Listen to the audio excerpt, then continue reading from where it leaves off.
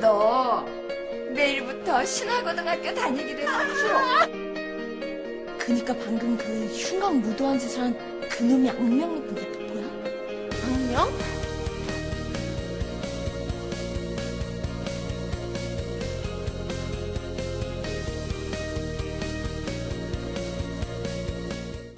In this film, I think that high and low context is really important.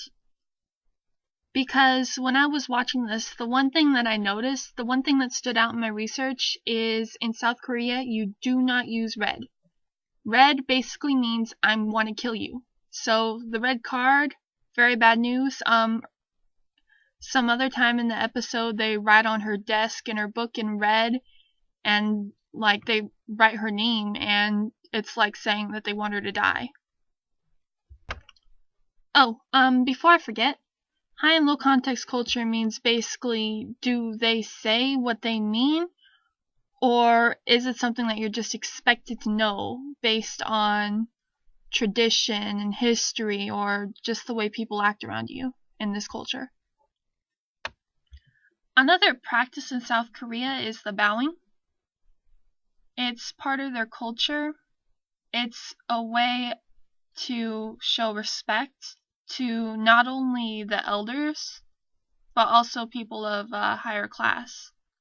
In fact, in the film, she's screaming on the rooftop about how the day that she calls him Sanbae, and I'm probably not saying it right, which means senior, she said that the day that she would call him Sanbae was the day that she would jump off the roof.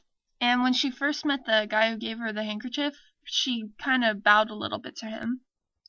And I'm wondering if it was because he was older than her, or if it's just because of the class difference, because she is the only poor kid at that school. That school is like the best school in South Korea in this movie. If no one in your family has been to the school before you, then you basically can't get in. They basically took her in to avoid issues with PR. Another thing, these boys, F4, are basically sons of presidents or big business owners. So a lot of them insist on having their right as the superior class, which is something that Jandy questions, and that's one of the reasons that she's targeted for ridicule.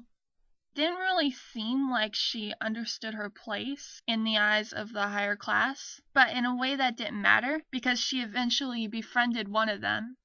And since I got curious, I liked the show, I looked ahead.